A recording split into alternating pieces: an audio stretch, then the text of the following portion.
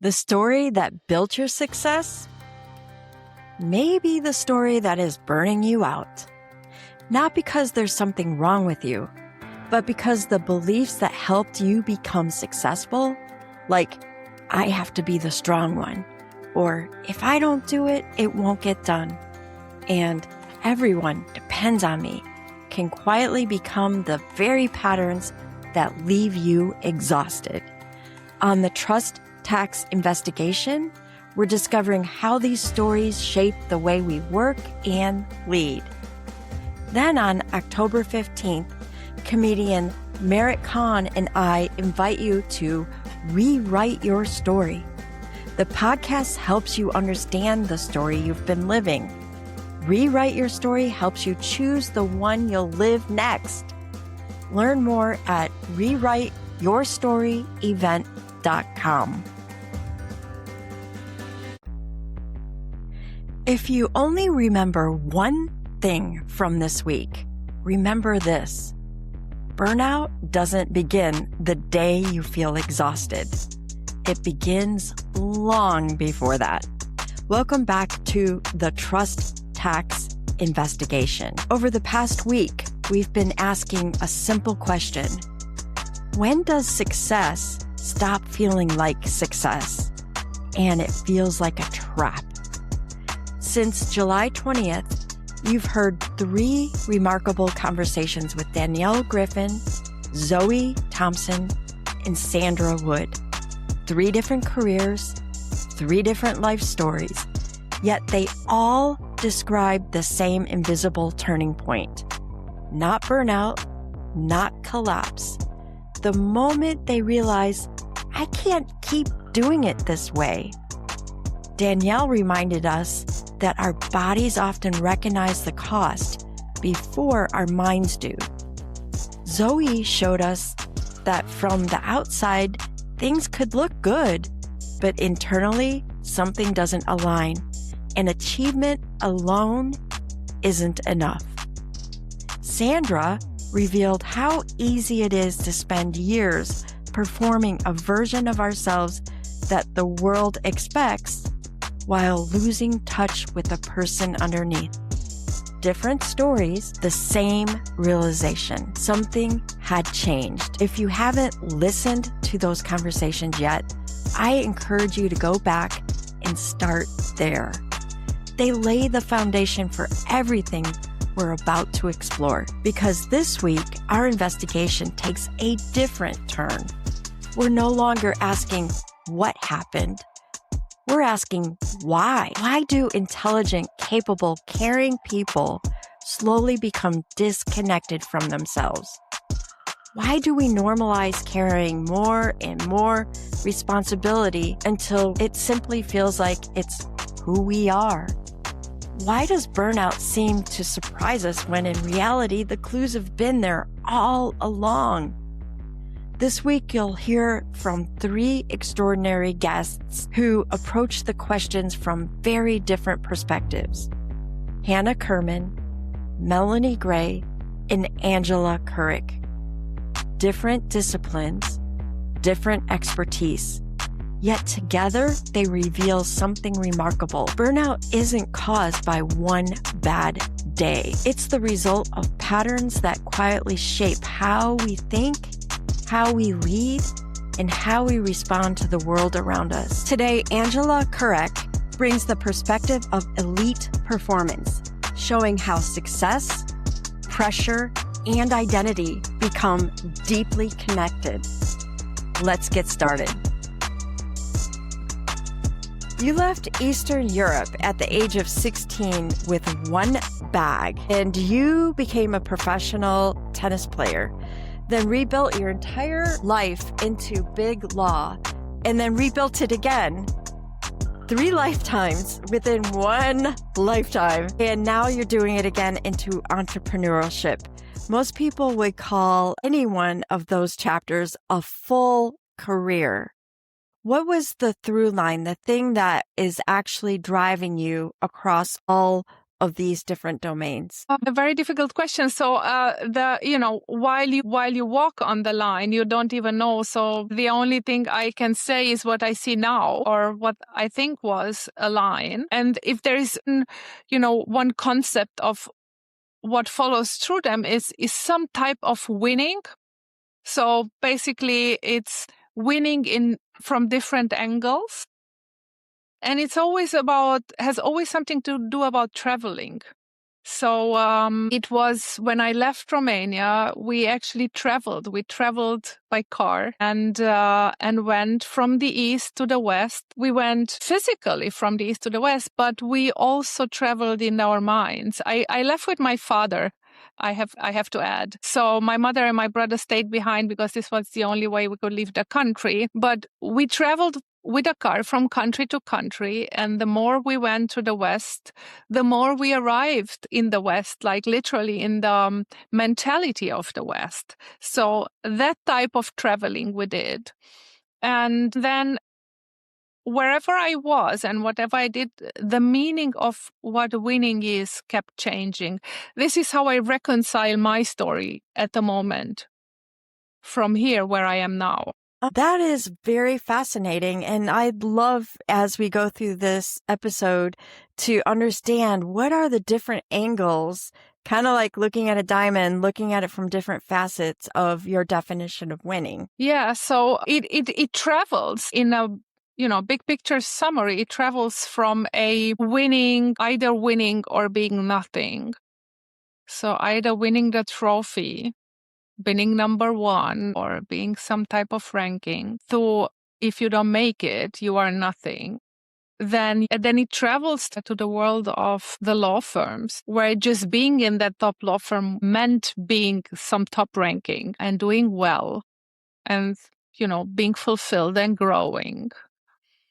Until I realized that the winning I was feeling wasn't my own. So it was for a legal construct, for a law firm, because firms are constructs. And it wasn't my glory, basically, that I was feeling that I'm being carried on. And then I went on first, went off the platform, and I was then looking inward. So what is there other than winning the trophy, winning the partnership, winning the money, winning the ranking? What is there if, you don't achieve that? It cannot be that there is nothing, the way I was raised. So there must be something which is a constant, which whenever you don't win the trophy, still fall on, and it holds you. And I call that the inside winning. So the winning inside. When I go for the trophy, I call it the winning outside. And then it went quiet and started to define for myself, what does that mean? What can I build which makes me happy and makes me feel enough, even if I don't chase anything? And it was a nice period. And now it's about reconciling, the two types of winning. To go for a goal, but focus on the process and on the inside, so that achieving that goal doesn't become so important, but the process is that what makes you happy. So this is the, and you could see it in different sets. Tennis, we play in women's tennis, we play best of three, but you could say my first part of life was tennis. And that was for me purely about winning outside, just really chasing the win. In the law firm, I thought it's more than just chasing the win. So it's like more fulfilling. But it turned out to also be just chasing the partnership. Then the third set was, coming towards myself. And you could say now in the fourth set of my life, I don't know. And who knows how many sets I'm going to play, because I don't know if you've seen it. There is this Netflix series now coming out about Chris Evert and Martina Navratilova. And it's called The Final Set. And I'm very curious, I can't wait to see. It's the final set of the two, the rivalry of the two, in which is about keeping each other alive because both of them have cancer. And the final set is about, coming together to support each other. Now, this is a rivalry, and you can always say they want to win against each other, but it's a reconciliation. So it's a win in reconciliation of, making each other live. Yes. So now the win is really understanding internally you. I love that. So Big Law is famous for high performing. So you're under high pressure and you're used to that high pressure in the tennis environment. And you were there for 18 years advising billion-euro deals and partner level at the partner level, like you just described. And so we talked about coming to that final set. But before you came to that final set, what did performing at a high level actually look like from the inside? Not the external markers, but from the inside. What was your internal experience? So in the advisory, I actually really loved it. I was very driven. I loved the intellectual challenge about it because those are like really complex transactions. So the topics you solve in the invisible little chamber for the transaction, they are really complex. So sometimes they are almost unsolvable of how you reconcile corporate structures with tax and with financials and everything. So that was a huge challenge, and I loved racing to that. So internally, it was like, oh my God, I just love doing it because you grow intellectually so much. And then there is the physical side of it that is really challenging because people just don't realize how tiring that is. And they keep chasing you, and you're basically there to just execute what they want you to. And it doesn't matter when, they just want the result. And that sometimes means for you do it in the night because, until the evening, you are responsible of managing the transactions. And the only quiet time you have is when they go to bed. And that's challenging. That's physically extremely challenging. So, but again, I love that too, because I was even running and training when I slept just a few hours in the night. And that always kept me alive and that always kept me energetic. But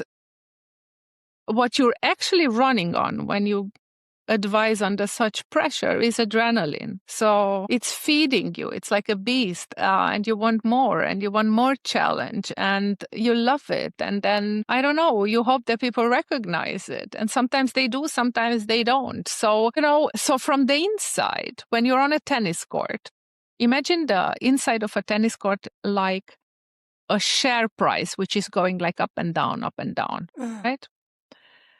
And the volatility of that share price is huge because it's on the tennis court, like one match played is almost a life lived. So much intensity. It's what you feel. And then when you're on $1 billion transaction, this is how you also feel.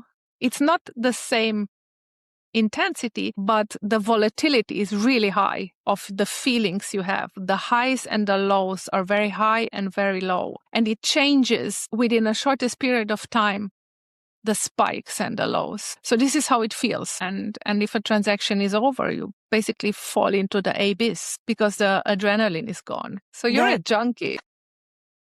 That is so interesting. And I could see it, just imagine watching the pros play and seeing after the match, someone, and it's so intense. It's so close. Like maybe they're in a tie break and it's, 5-all and then 2 more points and they've got it and they get 6-5 and now it's up to that last point, just one serve possibly.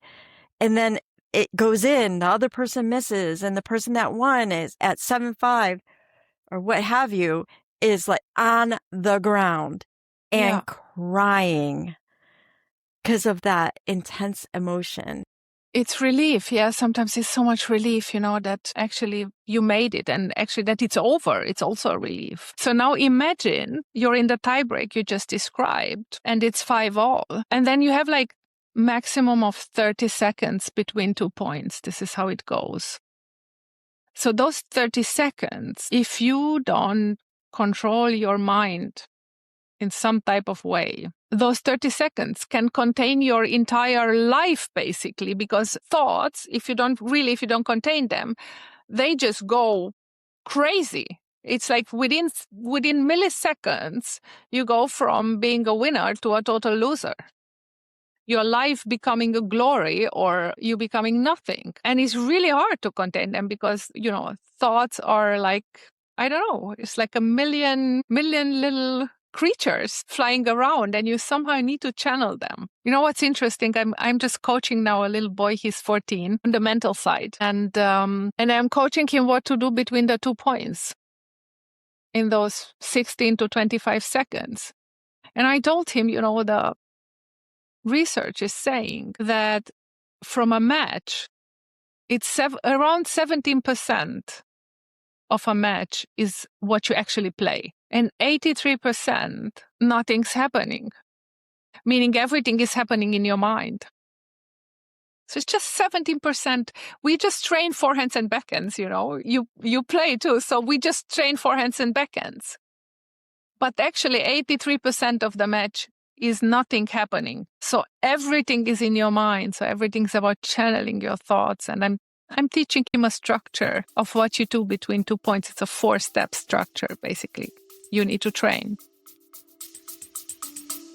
We'll be back after a quick break. Success opened the door. Burnout quietly followed you in. If today's conversation felt familiar, it's because burnout rarely begins with exhaustion. It begins with a story that says, I have to be the strong one. If I don't do it, it won't get done. Everyone depends on me. Those stories often create successful leaders, but over time, they become invisible patterns that keep responsibility routing back to you until success is feeling heavier than it should. That's exactly what we're uncovering in the Trust Tax Investigation. The podcast helps you understand the story you've been living. Rewrite Your Story helps you choose the one you'll live next. On October the 15th, join comedian Merritt Khan and me at Walsh College in Troy, Michigan for a transformational experience unlike any leadership workshop you've attended. Together, we help you recognize the story shaping the way you work, lead, and carry responsibility. Decide which parts still serve you and release the ones that no longer do. The workshop helps you see your story. The comedy helps you let go of it because you don't have to abandon your success. You simply need a story that lets you enjoy it. Learn more and reserve your seat at rewriteyourstoryevent.com.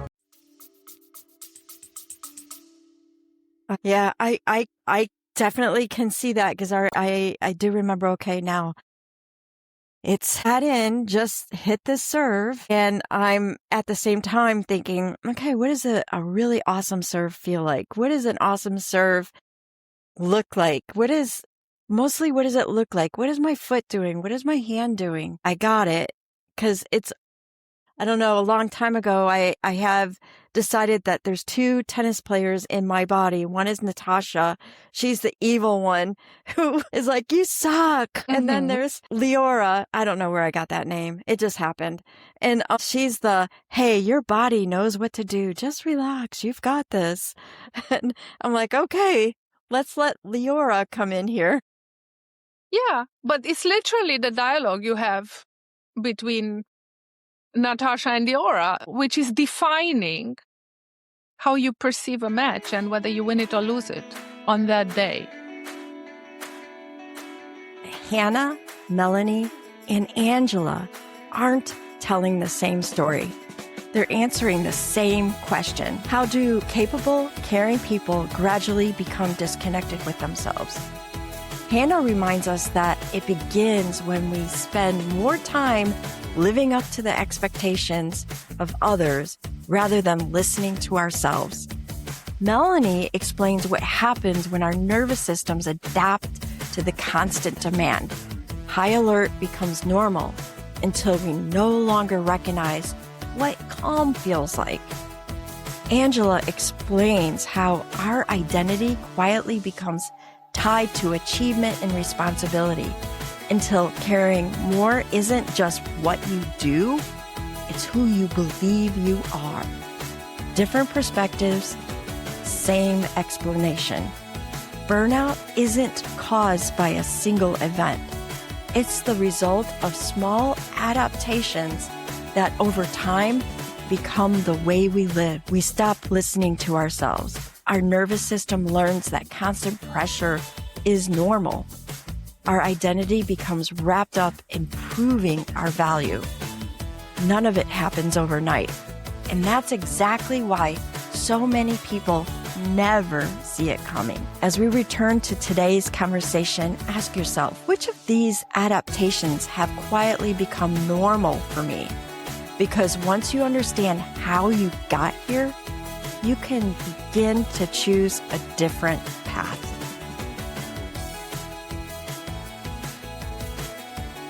Bringing this into the work life, so it's so easy for me to see it and feel it on the court, but not a lot of people are on the court. Can you show me or talk to me how you would apply this whole concept in your work life? Because you were in a pressure situation, as you described. How did you apply it there? So I actually, at first, it was unconscious. So I went into the law firm and I'm a corporate finance lawyer. And I had no clue about finance, about corporate, like zero, literally zero. So I just came out of university and I became really good, really fast. And I was like, whoa. So what's going on? Why am I so good? But it was before the financial crisis, so I did not have time to think. So I just actually had to work. And I'm brilliant in execution. If you give me something to do, it's just like it's done. And that, that was about drive, about willpower. It was about strength, about, being focused. And I was really good at that. It just so happened it was finance law. It could have been something else. But then, then there was this little negotiations with the lawyers of the other side. I don't say, opponents or something, but, of the other side of the transaction. And we were negotiating like clauses of agreements like nobody ever cared about, basically. But it had to be done, so we did it. But then I realized that actually I'm the no prisoners type of lawyer. So I wanted to win every point. It was weird, and sometimes I succeeded. But when I had to give points away, I was actually feeling defeated. And I just thought to myself, so something's wrong in your head, basically, because I took it personally. I took it, I didn't argue well enough and so on. So that was, me coming from the court directly into negotiation rooms. And just gradually, it took me like a decade, gradually, until I realized it doesn't matter which points I win and how I win them. There's just one important thing is that my client wins the points which are really important for him or her. So that matters. And then basically I started changing tactics. Now I'm talking tactics of which points do I need? And then we had a list of, 30 points or 50 points, and then came back to 10 points. But we knew there are only two which are really, really important. And then you use them as decoys. You use them as negotiation mass. And that's when it gets really interesting. Now, this is inside a transaction. And now taking you to the office in an everyday life, it was about, or is about, it still is basically, about what do I do when? How do I push myself? Do I take breaks? Do I sleep? Do I listen to whether my body is saying, well, this is enough now? Or do I keep pushing? Because, there is a biology in sport that stops you or makes you perform better. But in the office, we are just cut off. And we think whatever our minds want to do, we are going to do it. But we forgot that there is a body. So I've written a book which is in German. This is why I don't even want to mention, but there is a book called Winning Inside, in which my former tennis coach and we have taken the secrets and the tactics that athletes use to perform better and transfer that into business life, which is really, it's about a winner mentality. It's about intrinsic drive and not extrinsic motivations and stuff like that. Everything that applies in sport applies in business as well. Thank you for that. And I think that would be great when you translate it to English. We would love to see that. Yeah, I keep hearing that. There you go. You have a market already primed for you. So you're convincing me for sure that of the belief that high performance culture, that elite athletes make great leaders because they know how to push through. And you've talked about that you have to also pay attention to your body so that you're being in your prime. And you've lived both sides. You've played the professional tennis and you've led at the highest level in law. Where does that belief, do you think, get it right? And where does it get it dangerously wrong? The belief of pushing, you mean? Yes. Well, in both worlds, they are pushing almost too far, right? So when you're a professional athlete, you just push your body. You just push the pain you feel. You push through that.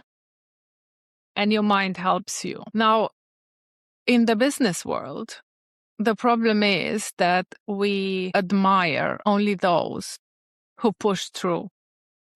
We, who just push dangerously close to burnout. That's what is the culture of, admiring this type of leaders. And the other type that is admired in the business world is the controlling one, where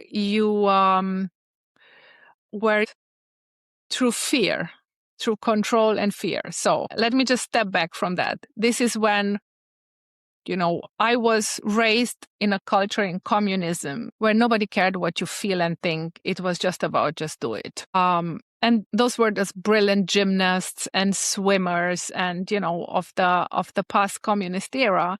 They were really good and achieved great results very fast, but they were not allowed to have a say in how that happens. And now, decades later, they start digesting that. Because you can never really digest it. It's never really yours because you're driven by something and somebody. Now, the same happens now a lot in these offices in corporate world where, you have a leader who just wants the results for the next quarter, for the budget, for the shareholders, for the profit. There's always something why they push you. And in particular in this law firm environments, in investment banking, but on every leadership position, it's a lot about, you just need to do more. Right. I don't care how you feel. I don't care what your family does. I don't care who you are, basically. I actually just want you to push and make it happen. And the answer is just make it happen, no matter the cost. And the cost is usually your personal cost. And this is where we go, be burning ourselves out. And in elite sports, we are pushing our bodies to the brink. But in both worlds, we are pushing. Almost, obviously there is this drive of knowing where the limit is and how far I can go. But then there is this feeling, okay, but now I need to stop. And this is where people lose it. This is what I think. I really appreciate the way that you describe that. And for the person that's listening right now, who's listening to their body and saying, okay, enough is enough, and I care about what I think. What are some of the things that you would say to them that would help them during this to really connect internally? I'm going to say things that are never wrong. But I hope that people were there accepting that they're never wrong. So what I know, and I strongly believe, is that whenever your body is talking to you in some type of signs and pain and hurt, that's never wrong. So you can't just ignore it and say shut up, Natasha, because even if she's annoying, she wants to tell you something. And pain is a sign, is a sign, okay, don't push me further. And if you keep ignoring it, there is a leeway and then it will just collapse. And maybe you're lucky to not collapse completely. So where I'm trying to get at is that the signs your body gives you are never wrong. There is this, if you have this feeling of something's not working or something's doesn't sit right, something in my workplace, they just say I'm not working enough, but actually I am pushing myself to my brink. And they either don't want to say it or they want to destroy me. This is about understanding that I have my limits and I can't let people push me beyond those limits if I know that that's dangerous. So, the body talks with like subtle signs, and it starts with some, small signs, and the pain gets better and greater and greater. Well, that's getting louder. Or, it's this gut feeling that something's not right. Well, if something's not right and this feeling keeps coming back, then it means that something's not right for you. It may not be for others, but for you, it's not right. And this is information, basically. It's just information saying, Natalie, do something with it. At least have a look at it. We are afraid to look because we think, oh my God, what am I going to find? Because it's like unknown. But I would always encourage people to listen to what your body says and, how it reveals stuff. I don't know. I'm just going to share it with you. At the moment, I have I'm super cramped here in my jaw. It's like really bad, really, really bad. And to an extent that sometimes I don't even know what to do with it. But now I know why it happens. So well, long story short, I lost my father in February. So it's about grief. And I never grieved before, so I didn't know it's grief. But this type of grief, what I'm experiencing now, it just shows, something's sitting here, something's taking my breath away and I can't breathe, Yeah. And I just went out for help and I'm working with body workers and releasing, but there is something sitting in there, so it just must come out from the body. Yeah. This is why I'm trying to encourage people, the body is like it has a language. It's like your antenna to the spiritual world. It doesn't even need to be spirit. It's very physical. It's like incredibly physical. So it's so physical that I literally sometimes can't breathe. And, I just heard to go back to tennis, went back to a sequence of Rafael Nadal's film about his life. And he's talking about periods in his life when he literally almost choked on his own saliva. And that's incredibly physical and real. And it sounds crazy, right? But for him, it was reality. And Right. For me, these cramps are reality. Right. So there's nothing spiritual, behind this. It is very real and very present. So I just start touching it and I just start, researching what it's trying to tell me. Right. So what I mean is that we know from an emotion, I always equate spirit with, okay, we know that we need to be paying attention to something. We know emotionally something's happening and sometimes it's hard to come to the surface. So it shows up in our body somewhere. Yeah. Yeah, exactly. I mean, it's a definition. Then, you have a different definition about the spiritual, but this is what it basically is, whatever we call it. This is a sign your body speaks to you. It's telling you, well, darling, just pay attention. Because otherwise you would choke. Yeah, so there you go. It's really, I could see where now you're on the inside, you're paying attention to what is happening really in me. And it's not going after the external awards. It's really, what do I need? What do I want? And if there's a woman right now that's been listening and she's been delivering for the company and pushing through and and also definitely pushing too much, and it's showing up inside her body, and what she's hearing from you, she feels like you're the person that can help her through this. How could they find you, and what's the best next step for that person who's heard this conversation and knows it's time to do something different?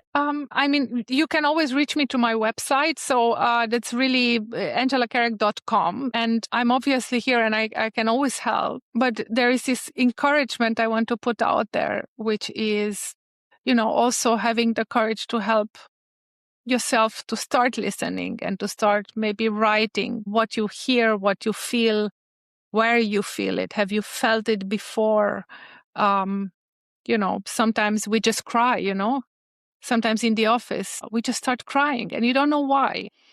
And there is some type of tension coming out. The other thing which everybody can do without needing you or me or anybody is externalizing, which is writing, which is singing, which is screaming, which is, boxing, hitting, like literally externalizing any tension which is in the body. And externalizing really means pushing it out, like really getting it out of the body, whether by sound, by signs, or by impact. It does get the hurt out. The emotional hurt. That needs to be externalized. And this is an encouragement, where women can help themselves right away before connecting. And it's always a hurdle of connecting, but, trying to just follow the lead. We are really we have good instincts as women. Just trust the instinct. And if there is any help, I'm always there. I also have a really nice, small little course on my email course. You don't need to talk to anyone on my website. So people can access that. You can read my newsletter on every Sunday. I'm writing about winning. So different type of stories of what winning means and how you can perceive it and think about it. That could be a first start. Excellent. Thank you so much for sharing such personal information. And I know it's going to resonate with the listeners. And when that book comes out in English, let me know. I will. Thank you so much for being on UnCeiling You. Thank you so much for having me. Over the last 2 weeks of the trust tax investigation, we've uncovered 2 important truths. In week 1, we learned that burnout rarely begins with a collapse. It begins with a quiet realization. I can't keep doing it this way. This week, we asked a different question. How did we get here? And our guests have given us remarkable answers.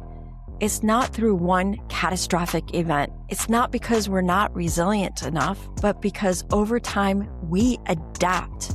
We learn to meet expectations before we meet our own needs. Our nervous system begins to accept constant pressure as normal. Our identity becomes tied to achievement, responsibility, and being the person everyone can count on. These adaptations don't happen overnight. They happen so gradually that they begin to feel like it's who we are. But they're not who we are. They're what we've learned. Next week, we take the investigation one step further. If these adaptations developed inside us, what role does our organization play in reinforcing them? How do well-intentioned workplaces unintentionally reward the very behaviors that eventually become the trust tax? That's where we're headed next. Until then, I want to leave you with one question.